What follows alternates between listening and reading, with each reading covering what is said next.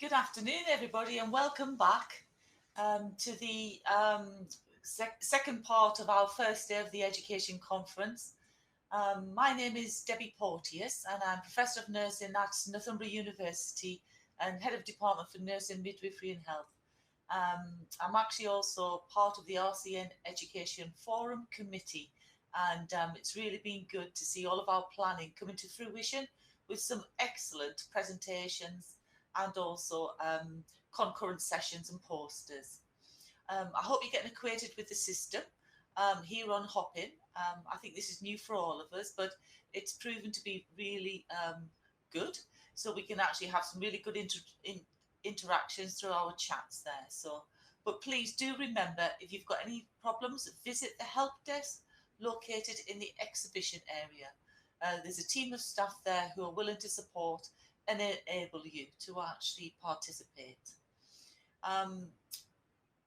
What I'm going to be doing now is introducing our next keynote speech, which is presented by Dr. Nichola Ashby, who's Head of Learning and Practice Development at the Royal College of Nursing, and Rachel Hollis, who is Chair of the Royal College of Nursing Professional Nursing Committee.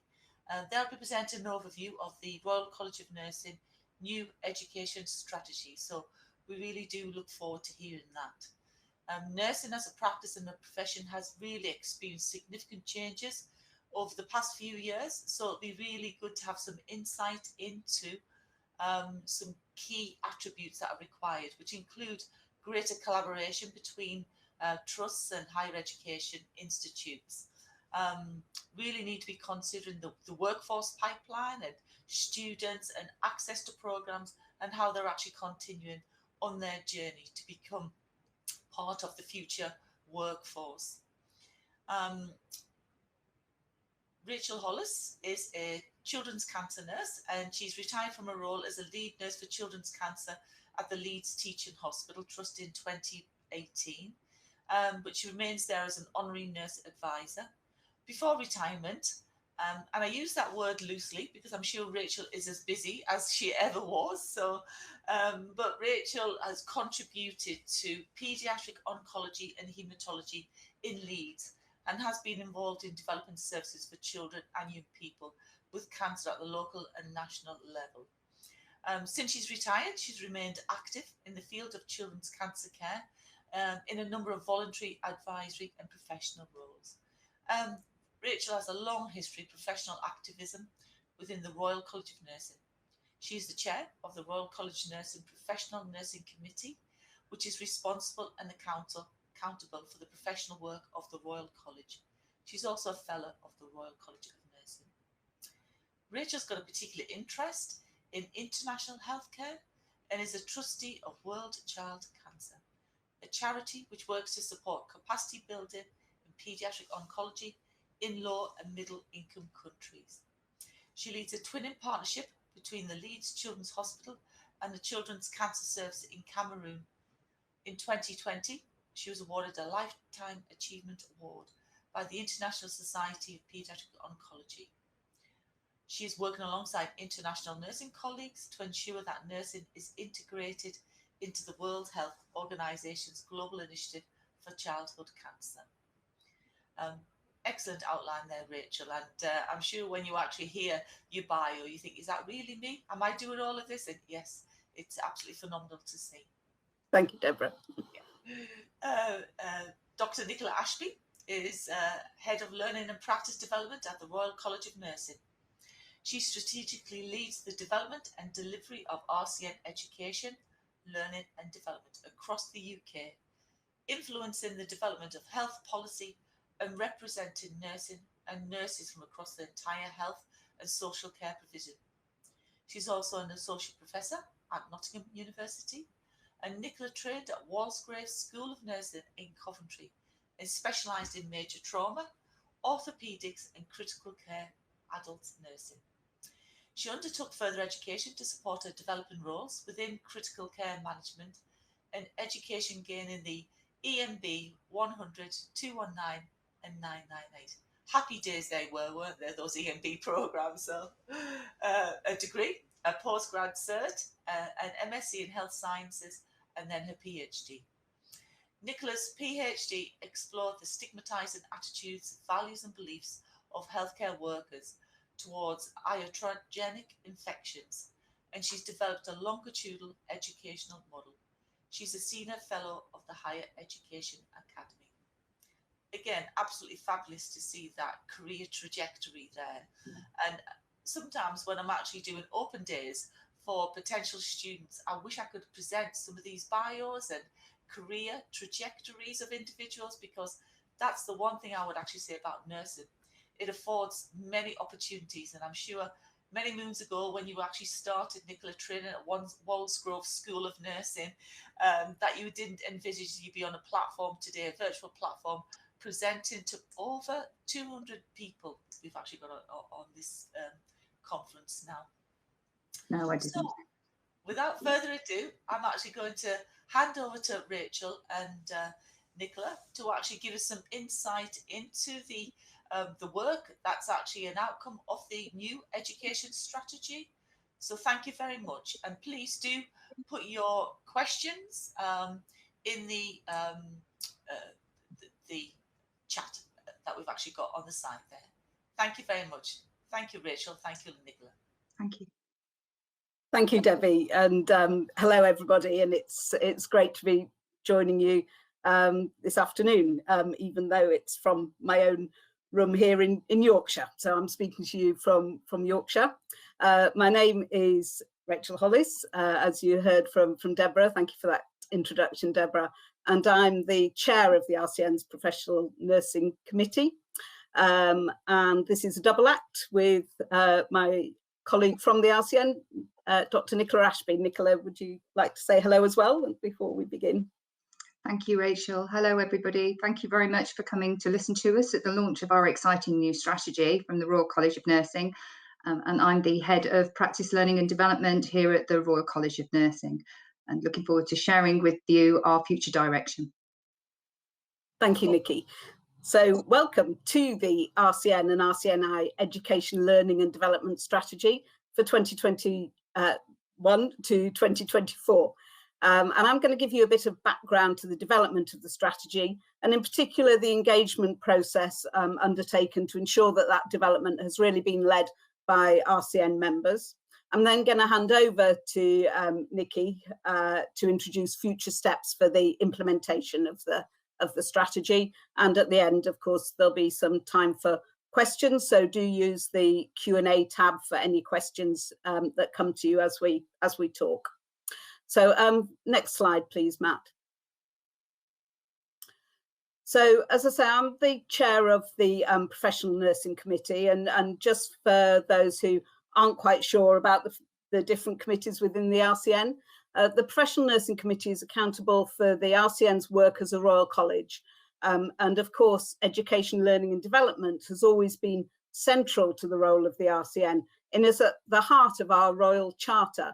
Our charter requires us to promote the science and art of nursing and of education and training in the profession of nursing, and to promote the advance of nursing as a profession in all or any of its branches, and to promote the professional standing and interests of members. So delivery of education and learning is undertaken by the RCN as both a professional body in Royal College, but also as a trade union. And it's undertaken in partnership with our members and in partnership with RCNI, which is part of the RCN group. If I could have the next slide, please. So the RCNI is a subsidiary company which provides professional development and support services on, as people will be aware, increasingly using a digital platform for doing that. RCNI charges for some of the products and services it provides to members and to non-members and to different organisations, as the cost of producing and maintaining those resources is funded completely independently of our RCN membership fees. So as an RCN member, you may access different platforms, the RCN or the RCNI, for different resources. And this can be confusing at times, and also means that you have to look in different places to find education resources and support. So one of the key drivers of this new strategy was the need to provide a coherent and a transparent offer to members on education, learning and development through a closer partnership between the RCN and the RCNI. Delivering that strategy through the development of a centre of excellence, which will enable RCN and RCNI to work together to deliver really an innovative, a responsive offer to our members of education, learning, development, as both a professional body and as a trade union, in establishing further the art and the science of nursing as an evidence-based profession. Next slide, please, Matt. So the development of the strategy has taken the RCN as an organisation from exploring past experiences and delivery methods, building and learning from success, and learning from the journey really the organisation has travelled along. So if I could have the next slide, Matt. This work actually started back in 2017 with the exploration of existing and multiple approaches to education in the RCN. There's always been an awful lot going on, really. Previous surveys from both the RCN and RCNI showed how important education, learning and development was to members, and the organisation has over the years developed and trialled many different approaches to its education, learning and development offer.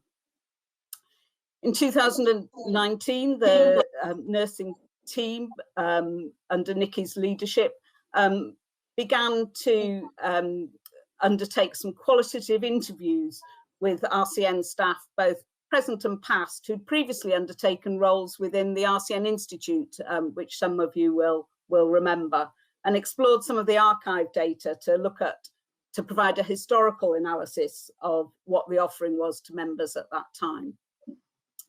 So building on this activity, the development of a new strategy for the college was agreed as a programme of work in January 2020 by our RCN Council, and a task and finish group was set up that was chaired by a member of our professional nursing committee, Dr. Sue Haynes, with a co-chair from Council, most recently our president, Dr. Anne-Marie Rafferty, but also with a representation from the wider membership, including forum members, notably, of course, the Education Forum and RCN Fellows.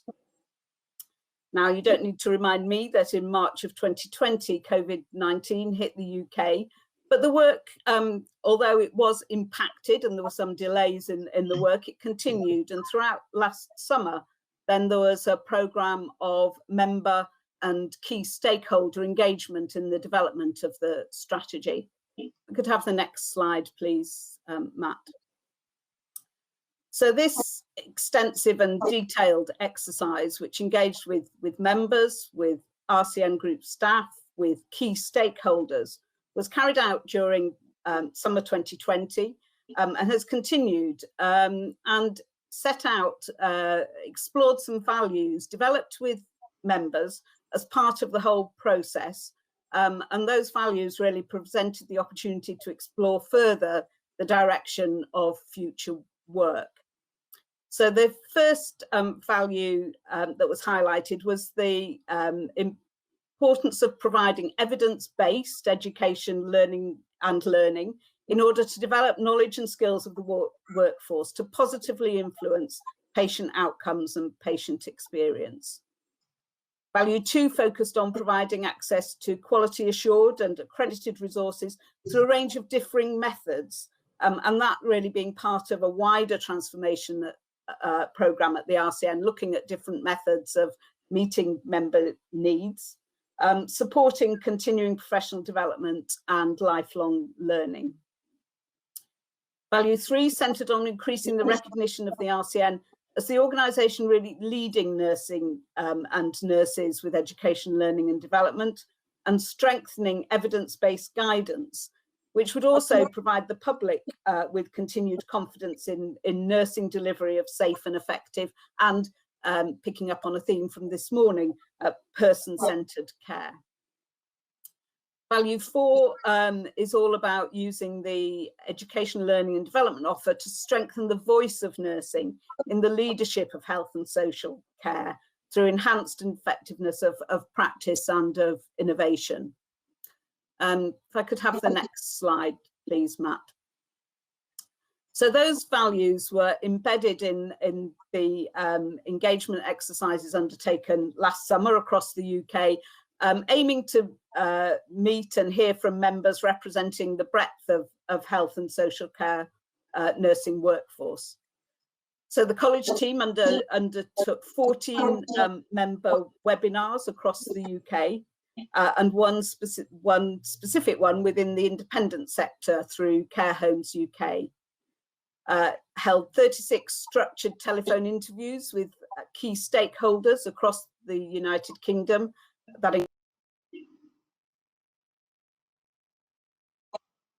of nursing studies, Health Education England and counterparts in Scotland, Wales and Northern Ireland, as well as with senior nurses across the independent sector, the NHS and higher education institutions. On the website, there was a consultation page with an annotated webinar and animation with options for email and a response form for members to feedback. And hopefully many of you listening this afternoon took the opportunity to do so. The team also presented at all the country and regional boards, taking further feedback, and attended the Professional Nursing Committee, the Trade Union Committee, the Forum Chairs Committee, and learning representative events and meetings. And alongside that, undertook 19 focus groups for executive nurses, independent sector reps, fellows and RCN staff across the UK. Alongside of that, additional mapping was undertaken to the workforce plans across the 4 countries to ensure that outcomes align to future planning across health and social care delivery.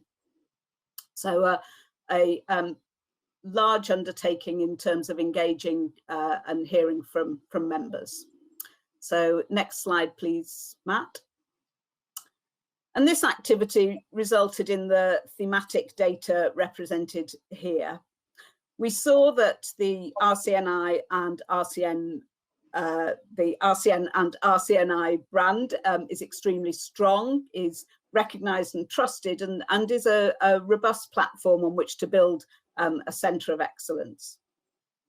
Recognised a need for a clear commercial and non-commercial offer to members, so what's free, what's paid for, clearly identifiable and mapped to a portfolio which would support career development, and the need to use a multimodal approach ranging from bite-sized learning to larger module offers, from face-to-face when that becomes possible again, through to virtual and to blended, which I'm sure is the future of much of this work.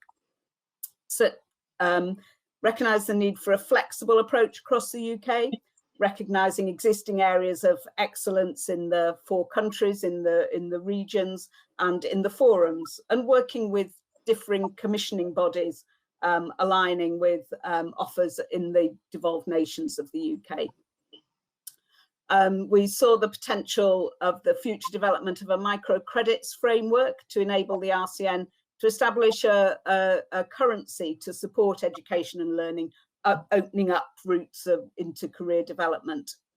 And that the RCN and RCNI should build on the existing offer of professional courses in leadership with additional education and further research, resource development. And leadership was certainly a key theme coming out of many of those events. Next slide, please, Matt. So where are we now? Straight on to the next slide, please. So you can see here the education, learning and development opportunities and resources offered now to members by the RCN and RCNI. Some of that is open to members only, but of course much of it is open to anyone. Some of it is free, but some of it is paid for. And then there are also some specifically targeted educational offers for different membership groups. And that includes actually sort of pre-membership, some great work being done on the Prince of Wales Cadet Scheme, working with 16 to 24-year-olds, supporting skills development and supporting those who may look towards a career in nursing, so opening up a different route into nursing.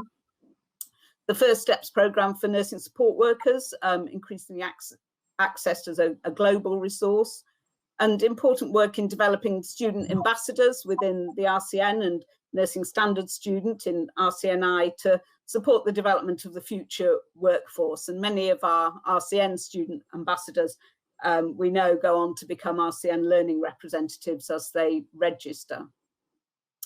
Our registered workforce is supported by the wide range of CPD currently offered, often like this event, led by members, but also through accreditation of external resources, through credentialing of advanced practice, and support for revalidation.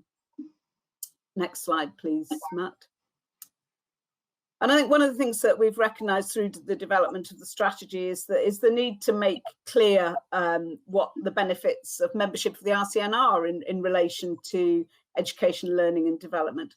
There will always be free content and events which are open to all, to members and non-members, and that's an important part of our Royal College work.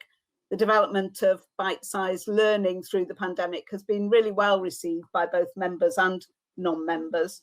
And 2 further modules are being developed on principles of clinical supervision and on prehabilitation, developing principles of pre-hospital care through the type of person-centred approach advocated by Jo Bosanquet this morning. There are resources which are available to members only or which are free to members only, including, of course, access to our great library and archives service, forum membership, and some of the training directed specifically to representatives. And then there are and will continue to be some resources which come at cost. The awarding of academic credits to our larger modules will be undertaken working with HEIs to support awards for existing modules, such as those on infection prevention and control and leadership, and further modules under development. We'll also underpin the development of further credit application to education, learning and development from within the organisation, but also actually other providers as well. Because one of the things that came out strongly from the consultation was that the RCN should continue to work collaboratively with academic and practice institutions across the UK. So demonstrating that excellence in ELD provided now and working towards a strong collaborative approach to the standards of healthcare delivery, and an approach that will provide academic credit awards and career-based continuing professional development for our membership. So next slide, please, Matt. And this slide really was so putting together some of the key themes that we'd got from the consultation and the review of those themes.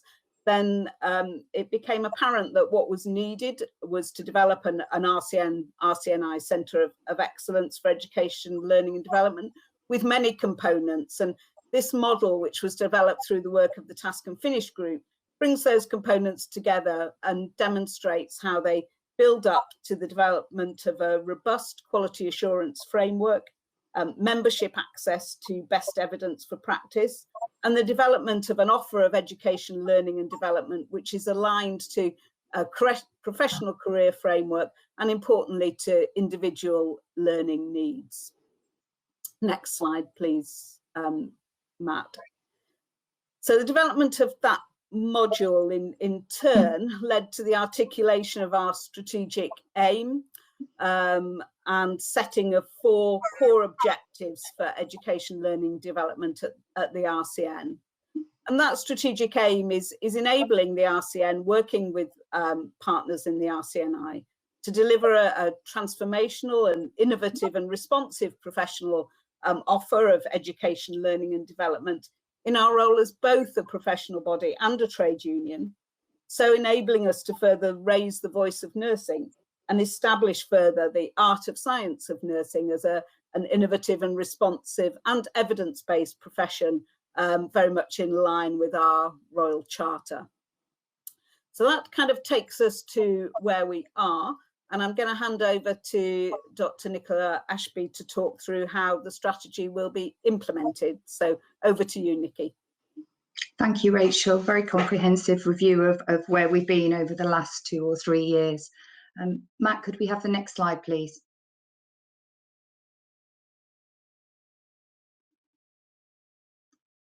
Next slide, please.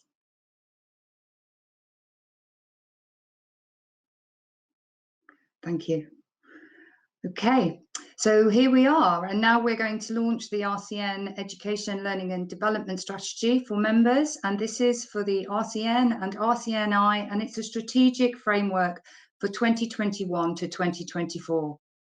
And the strategy will align with the transition of the RCN and other programmes of work, positioning the ELD strategy as an enabling strategy, as one of collaboration, and one for the development and delivery of across the RCN group for future transformational programmes. Next slide, please.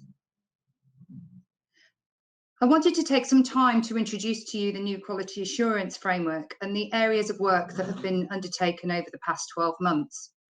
And the RCN ELD offer will be underpinned by best evidence at all times, and will be quality assured and will map to our new career framework.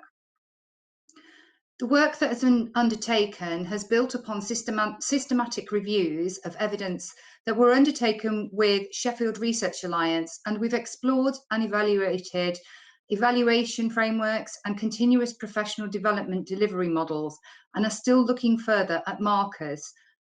Could we return to the last slide? Thank you. Markers of CPD impact. The development of the framework was undertaken by working groups of members and of staff collaboratively from across the organisation, representing all 4 nations and looking towards the areas of expertise. It develops further the existing framework, and it will support the growth of the Centre of Excellence mentioned by Rachel for education, learning and development from the RCN and from the RCNI. And the RCN positioning is to ensure that we support learning for every step of the way throughout your career. Taking the key findings from the members and the stakeholder engagements and the competitor research that we undertook into consideration. And as a trusted brand, the RCN will position itself as a comprehensive and inclusive provider of education, learning and development services to its members and also to non-members and organisations for every step of the way. The RCN ELD offer will be discoverable via the RCN Education Portal, and this will provide free membership and paid for resources that will be easily accessible for students, trainees, nursing support workers, registered nurses and organisations throughout the UK and social care provision. Next slide, please. So to look at a little bit more detail around the quality assurance framework.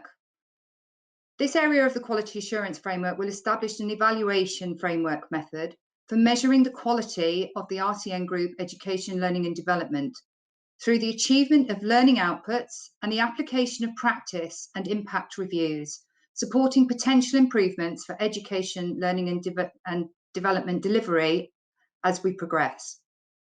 An evaluation underpins a wider quality assurance framework, and it's a crucial element to determining whether the learning and development offer meets the strategic aims of the organisation and also the extended stakeholders.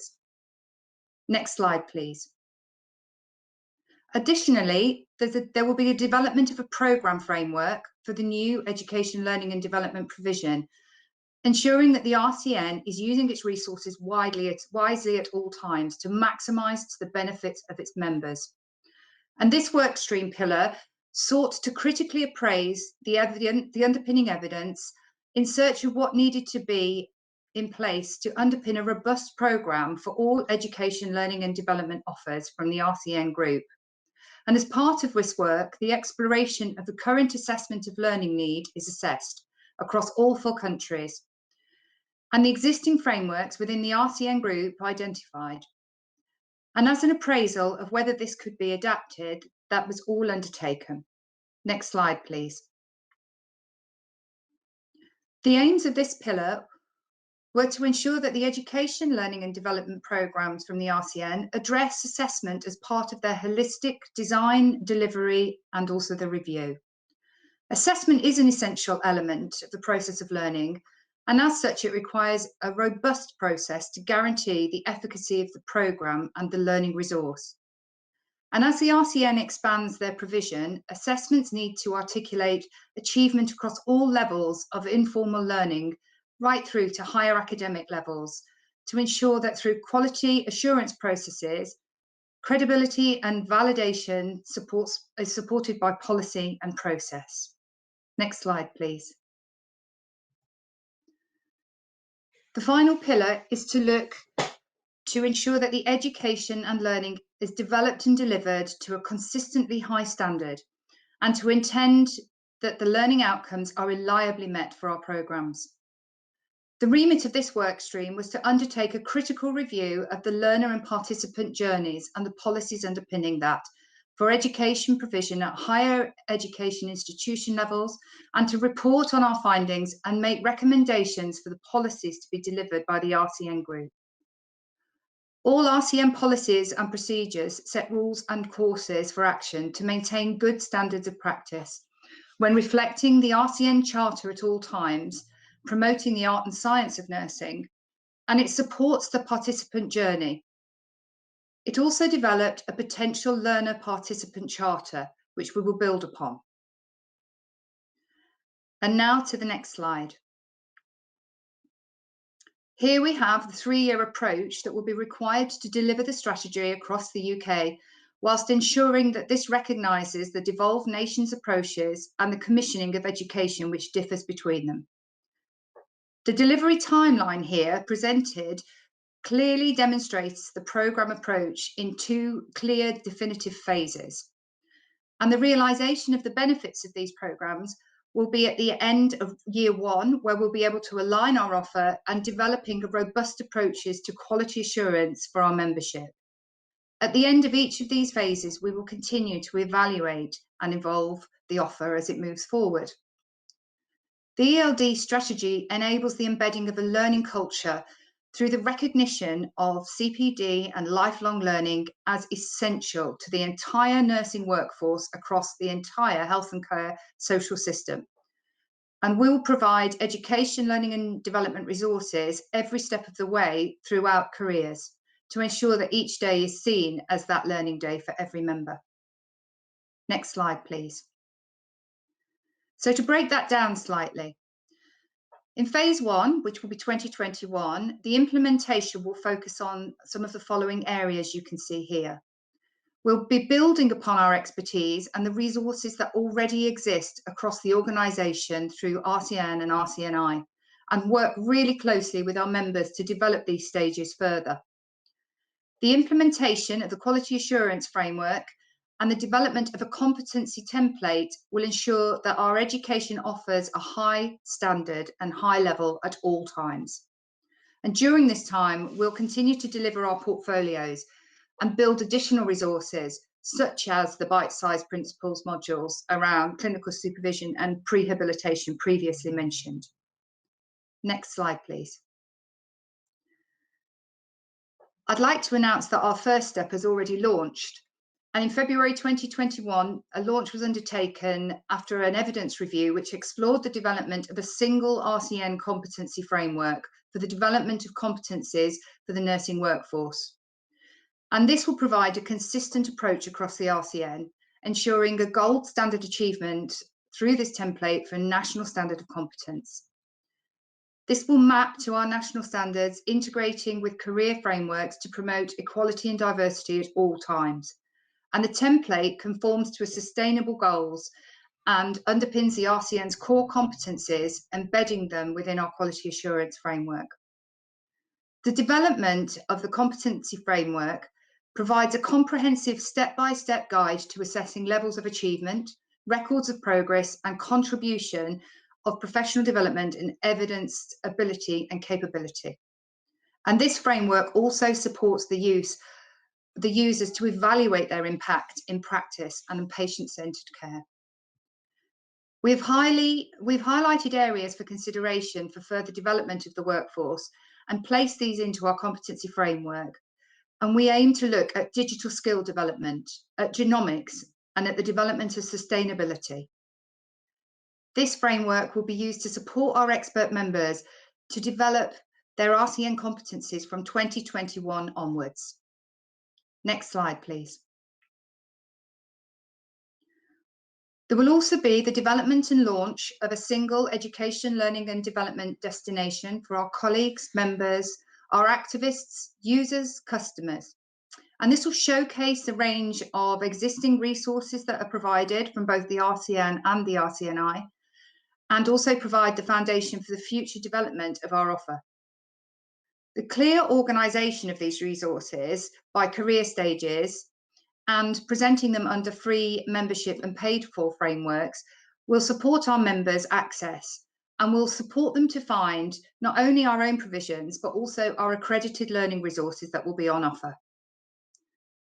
The development of a revalidation aligned portfolio will provide the workforce with one area of development for their own education and clinical journey where they can present this forward.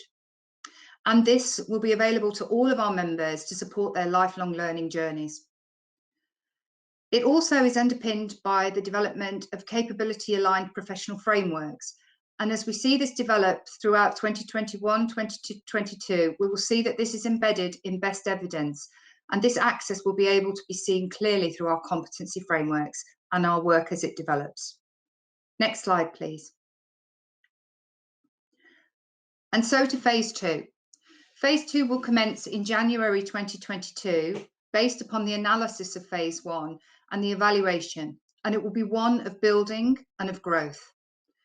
This phase is seen as one of the collaborative phases, developing more collaboration with providers and stakeholders to strengthen our education, learning and development offer right across health and social care provisions. The further expansion of existing accreditation and credentialing schemes will aligned to the quality assurance framework will increase recognition of the RCN as a standard setting organisation. The RCN will provide student placements working closely with students and academics to support the attainment of programme competencies. The education portal development will establish a destination for accessing existing and new materials, templates and resources in a clear and methodical process, supporting our colleagues in reusing and creating offers in a new and streamlined way. And we'll also implement training for our staff and activists to upskill them in areas of need, supporting them to support you in the development of the organising model, political advocacy resources across the independent and NHS sectors, and access improvement to CPD. We will improve our education, learning and development provision by filling the gaps identified from our membership feedback and from our market research, enhancing our products and services. And through investment and prioritisation, this will be driven by members and market feedback to establish areas of greatest need and highest impact. Across 2022 to 2024, the RCN will lead the creation of content in underserved areas. For example, non-clinical skills, clinical supervision, and the extension and expansion of our leadership programmes. It will support the upskilling in organising, political advocacy, and also then launch the development of a micro-credentialing framework to make education, learning and development more accessible and flexible to our members. The micro-credentialing framework is a proof of learning, demonstrating outcomes the learner has acquired through their learning experience. They are awarded on completion of short and standalone courses, as well as extensive modules, and done on-site or online in blended formats. This will promote the blended and flexible learning approach so that more people will be able to be accessing education, learning and development. They're open to all types of learning, and they're particularly helpful for people who are looking to build on their current knowledge rather than gaining a full degree. They want to bridge the gap between degree and initially bridge the gap to practice and education. This framework will support members to undertake their lifelong journey and support the potential recruitment and development and upskilling of a future workforce. Next slide, please. As we move to 2023 and beyond, this offer will continue to grow, continue to build, and will explore further the global initiatives and support the development of the global workforce with our education, learning and development provision. This provides the college with a sound basis to continue to develop as a centre of excellence through the next decade and beyond. Next slide, please. I'd like to thank you for listening to the presentation and to present the link to the new Education, Learning and Development launch page. Please take time to go onto this page and explore our existing offers that we have on there from both the RCN and the RCNI. And of course, we're happy to take any questions and any further discussions over the course of the conference or beyond. Thank you very much. Thank you so much, Nichola and Rachel. That was a comprehensive overview of the, the education strategy, the learning development strategy. So currently I can see people thinking, but there's no questions identified there. So I will just start off. It's really excellent to see the partnership between the RCN and RCNI to develop this strategic framework. Not just a strategic framework, but a framework that is so flexible, in relation to like accredited and non-accredited modules, but also to actually address all staff, students who are on that journey, that career journey. You started off by talking about cadets and the Prince of Wales scheme and actually progressing. Can you give us some insight into perhaps named awards? Are you in for a degree, a master's? What does that flexibility offer within your framework? So the flexibility will start simply from at the very base of those micro credits, and this is there is the potential for awards and for development of more substantial areas of learning in the future, and that is the key. Thank you, Deborah, as you said, around flexibility. But this is also a really clear recognition here of the absolute excellence in education, learning and development that is being presented from HEIs at the present time and in the future, and also practice providers across the entire health and social care workforce. So through looking at microcredits and also the development of our accreditation services, we can recognise that and position ourselves very clearly as a standard setting organisation around this area. Excellent. Thank you very much for that, Nikki. There's some questions coming in there. And we've got a question from Ali Middleton. And Ali's asking, what will this offer look like in the forthcoming year? And how will they feel the impact of that? Because you've actually re-envisaged the strategy, I said, with that partnership with RCNI. So what will that offer look like? You've identified different phases there. So phase one, the forthcoming year. So the substantial developments in the forthcoming year will be that of a singular portfolio for our members to be able to access and to be able to work with their career development, but also the development of an online sort of a portal area, which we described there, which is where you can have an access and a very clear and transparent journey through what the offer is for education, learning and development, but not just for what we actually provide as in face-to-face or on virtual platforms across the two organisational parts, but also those organisations that we accredit and those are organisations that we work with. They'll also be transparently seen on there, and people will be able to map out their learning journeys and also seek areas of development and expertise from our members. And I think that portals are really, it may sound a bit kind of techie, but actually in terms of people knowing how to find the resources that they need, then I think that clear portal is, something that really will have some impact. I think the other thing, Nikki, I guess that will have some impact, I would hope, is the development of the portfolio, which is also planned for this year to support people in building their individual portfolios. And I think those are kind of two of the things that in terms of some of the immediate impact will come out. Some of the other stuff, and I think as Nikki outlined, you know, the phase one is some of kind of making good. There's some behind the scenes stuff that actually people will see less impact of, but there will be, will make an impact to that overall experience. Thank you. Another question that's come in there is from Ruth Burry, and it relates to how members and stakeholders inform the forthcoming phases of the strategy. And also, were there any surprises in terms of the learning along the journey of the development of the strategy? There's always surprises when you undertake something like this. I think for me personally, the biggest surprise was the breadth of the offer that's out there as well, and the expertise of our membership. So we had a task and finish group that have led this from PNC and from our forums all the way through, and that will continue to be undertaken. Every step is member led and in close work with our PNC. And I think from a surprises perspective, really is the clarity of the offer, of the professional offer from the Royal College of Nursing and from RCNI, and making sure that we can transparently put that out there and raise the impact of that this year. Because I suppose the surprise was not really, some of the members were unsure of what that offer was, and actually it's making sure that we show that we are very unique. This is a USP, a professional body and a trade union, a professional offer and a trade union, and we should capitalize on that. That's really good to hear. So another question relates to, is this offer available for staff and students? Yes, it is. It is available for staff and for students. Equally across the board, and also for our own RCN staff, because many of our RCN staff are also members and are also nurses.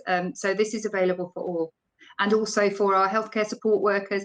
And that was something that we wanted to stress a lot, was this is for the entire health and social care workforce. It's not dependent on where you work or on a grade. This is for every member, equally the same.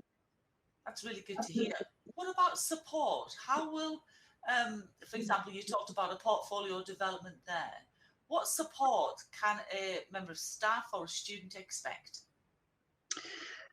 There'll be robust systems placed behind for the development of that learning journey, and also the attainment of that portfolio and the maintenance of that portfolio, but also mapping that across to revalidation for those registered members of our workforce, because that's vitally important to demonstrate how they're continuing to access CPD and lifelong learning.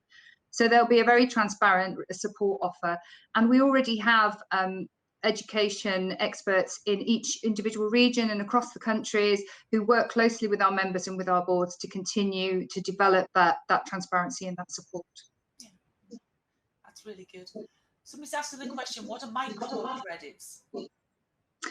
Microcredits are small credits of learning, small numbers of learning. Numbers is always people like, and they are aligned to in differing parts, so you don't have to attend a full module.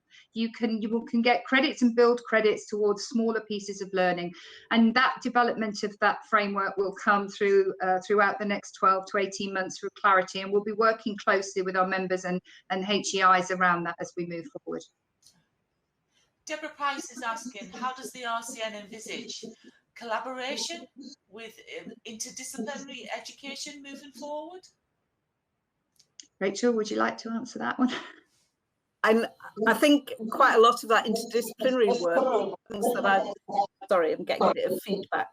One of the things that I talked about was how the strategy itself was developed in conjunction with members, and a lot of that interdisciplinary work actually happens within forums, within different groups. The work that Nikki and team do is then there's a lot of collaboration across different Royal Colleges, so looking at where some of those similarities are. And I think we all recognise that as healthcare, you know, continues to develop, then interdisciplinary learning is going to be key. But our focus is Royal College of Nursing, and so our real focus is on the nursing workforce and supporting the nursing workforce. Yes, absolutely interdisciplinary collaboration, but with a focus on the needs of our members and therefore of nursing. That's really good to hear, Rachel. So thank you for that. So and finally, a question around how were all of the UK nations involved, and how will a strategy be disseminated across the UK as there are devolved nuances to consider? Absolutely, Rachel. Did you want to answer? Or shall I jump in first, and then you can add anything? So, I think from the outset, a really clear recognition that this needed to involve both staff and members from all of the devolved nations. So in terms of developing the strategy, I think I mentioned the webinars and so on that we had. So there was one in each of the countries as well as one in the regions. There are education staff in the 4 countries, and they work very closely together in terms of shaping some of the engagement process that went out. And the findings of that engagement were aligned very much to the different workforce strategies, because you're absolutely right, there are very different approaches across Health Education England and the counterparts in Wales, Northern Ireland and Scotland, and the strategy is very much taking that into account, and dissemination absolutely will need to be at that national and in fact at regional level, recognising different challenges in the different regions within England as well as within the 4 countries. Nikki, anything to add?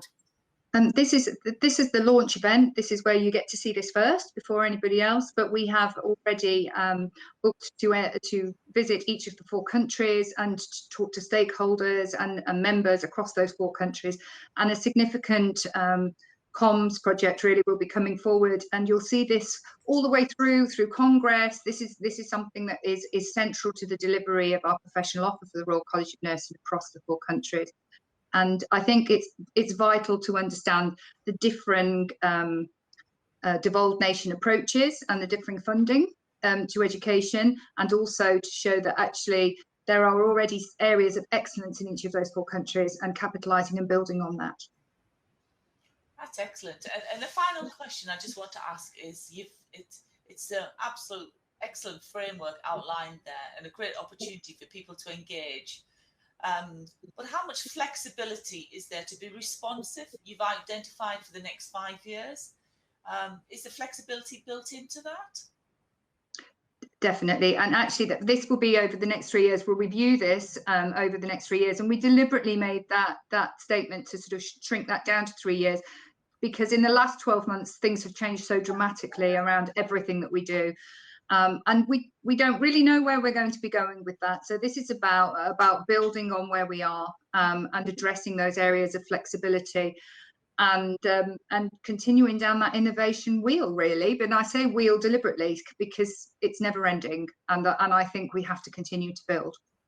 And I think just from the perspective of sort of the Professional Nursing Committee, education, learning and development is a key part of our work, and so the strategy very much something that we will keep under review. And I think, Nikki, you mentioned just now that we plan to bring the task and finish group back together, because actually this is a task that is not finished. This is going to be a continuing piece of work. Here, and I would welcome engagement as well with the forums. As a member of the education forum, I've had an opportunity to actually feedback, but any ongoing discussions, I'm sure all of the forums would as well, to inform and help shape as well. So we've also opened a section on the bottom of the web page. So when you actually go into the web page, we're already asking you to engage in feedback as well as the events that we've got presented. So please, there is a specific email address there. Feedback, give us your thoughts, and because engagement will continue throughout.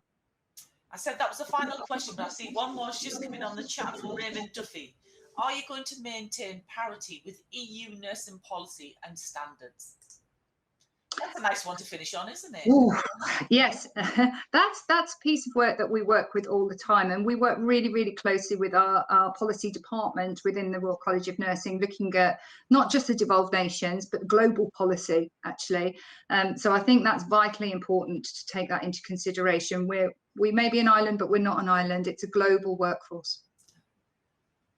That's really good to hear. Now, I can't see any more questions in the chat or the Q&A, so I think that's timely. It's 1:55, so I'd just like to thank Thank you both, Rachel and Nichola, and I'm sure the team that's working with you as well to develop this strategy. It's absolutely excellent to see it being presented today and actually commenced. You know, as you said, this is us you starting that dialogue there now, and so it is really good to see. So thank you very much for that, and look forward to engaging further by looking to see what's the offer is and what's on your portal. So just like to thank everybody for engagement as well. And now it's we've got 5 minutes before the concurrent sessions start. So please move over to your first concurrent session now, and head over to the rooms where they're about to start in a few minutes' time. So thank you all so much.